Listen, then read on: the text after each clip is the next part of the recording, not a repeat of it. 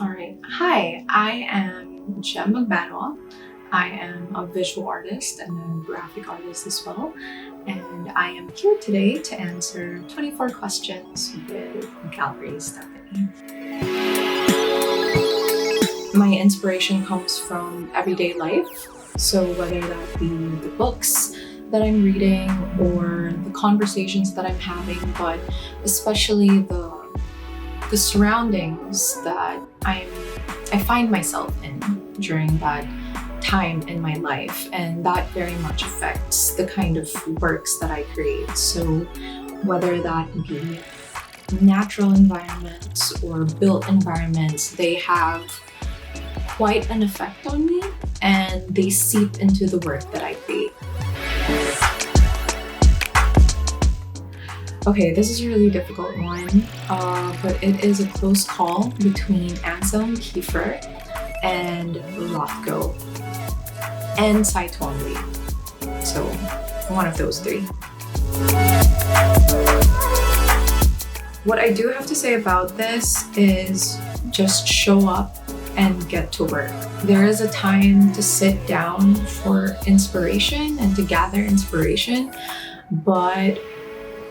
and speaking for myself, I think there's a tendency for me to fall into analysis paralysis, and it just helps for me to have that kind of mindset where I just have to get the work done, even if I have a bad day in the studio, or whether it be that I create a good piece. It's okay, and it's all part of the process as long as I am present and I show up.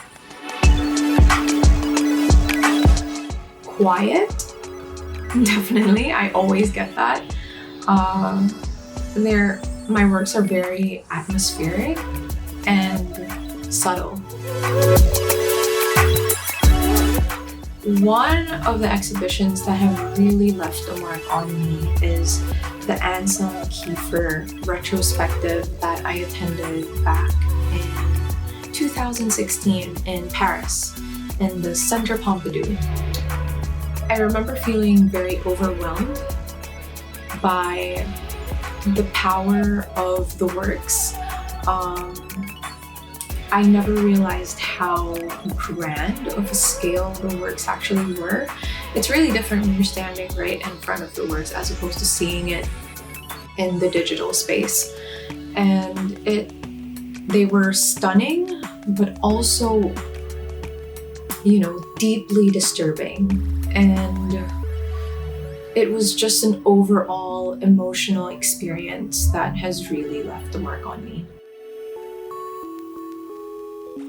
So when I think about my style, it may not necessarily look like it, but I think of it more as a collage type of work. I do have this time in my process where I'm simply just looking at photographs, images, just anything that I can grab my hands on visually, and then I create connections between them. I stick them together and see how they inform one another.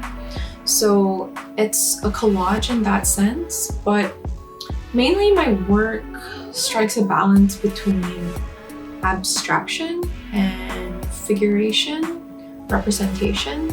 So aside from the most obvious answers and the necessary ones, it definitely has to be plants. And there's just something about plants that brightens up the room, but also grounds you, also kind of reminds you that there are other living things in your life that you have to take care of other than your studio work. So it's a good thing to have plants and surround yourself with them.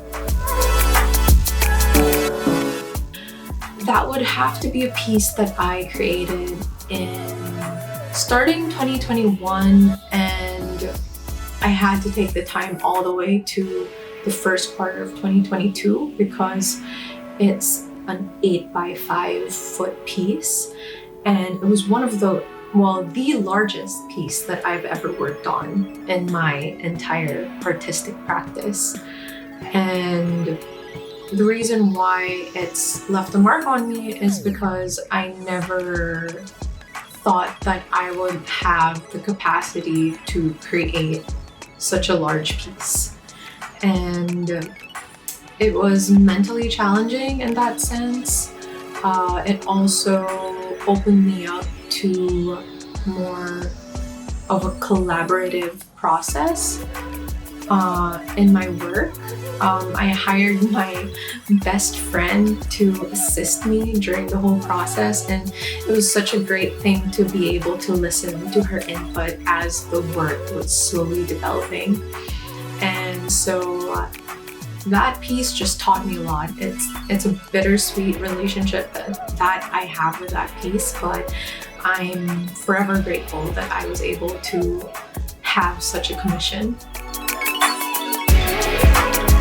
One of the most exciting projects that I have right now for collaborations is that I'm partnering with Galerie Stephanie. So I'm really excited to jump into that. So that's one huge thing that I am looking forward to in 2024.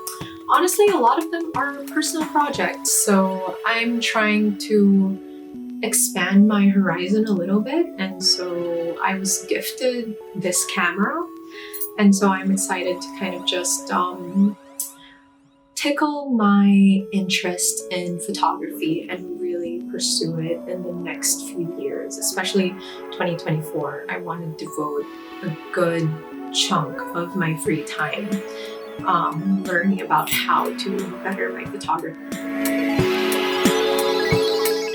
I think my biggest challenge as an artist that has always been present and is still present, especially as a freelancing artist, is battling self-doubt and just self-criticism that you can drown in. And if you're not taking captive of your thoughts and filling your mind with good things, these kinds of thoughts can drag you down and really affect your work. Thanks to the people that I surround myself with, thanks to prayer, for sure, that has helped not totally quench those voices, but at least help me filter through those thoughts, because it can eke you up if you don't have self-control in that sense. Set achievable goals. Set short-term goals that you can achieve every day, and in that way you won't be so overwhelmed by the overall picture of where you want to be at. So small steps. Honestly, I'm a simple person. I love being at home, or I love spending time in the studio. And if we are free, I love just spending time outdoors. One of the biggest goals that I've had for myself back then, when I was in my early 20s, was to be able to read poetry or haikus in its original Japanese form, but I don't know if that's even achievable, to be able to get to that level of Japanese, but just to have the ability to converse in Japanese. That's it. Just to have a basic conversation, to be able to order food in a restaurant and sound believable. One of the best breakfasts that I ever tasted was given to me by my host when I was on one of my residencies, my art residencies in Japan, and that was just a simple meal of miso soup, rice, and grilled fish, and it tasted remarkable. Korean fried chicken, and this is really the fault of my husband because he introduced it to me and I can't get enough of it. Um, yeah, I think a good chunk of our money every month goes to Grab, just ordering Korean fried chicken. One of the first few things I do is stretch because I'm at that age where I can't sit for long hours, and at this point my body just complains about it, that I'm sitting on a chair for long hours drawing or using Photoshop, and it really does take a toll on me. So stretching is extra important now. I love taking long bike rides or walks with my husband, and I feel like those are the times where I get to process my day or process a lot of things that I've been reading up on or researching, watching. You know, a lot of those sparks of connections are made through there. And yeah, I just also get to turn my brain off during those times and soak in the scenery. Honestly, this camera from my husband, I've been long putting off the urge to scratch the itch of doing photography. And I think the technical aspect of it always kept me at bay. And so now it's my goal to really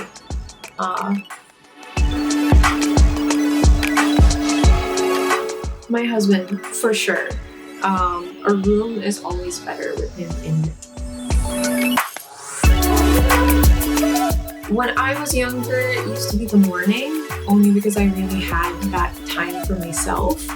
But these days, especially this season in my life, I am enjoying the late afternoons and painting all the way to the evening.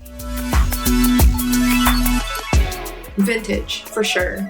I love any piece of history that has a story, but also is better made, honestly. I feel like most of the things that are made back then are just more robust. Actually, a long dry spell that I experienced, that hardship really taught me a lot about myself, about my need to trust God more, but also not worry too much about things that I have no control over, but also that I have to change up my process, and it's pushed me to experiment with new things that I've had an interest in for a long time, but I just never found the time to do so. So I'm very grateful for that hardship because I feel like I'm a stronger person now because of that. Of course, my partnership with Galerie Stephanie, that's definitely exciting to me because that means that, you know, I'm given this safe space to experiment with my work a little more. I've gained a very supportive family. I've also gained mentors in my own work. So that's really exciting to me to see how that will develop over time. So yeah,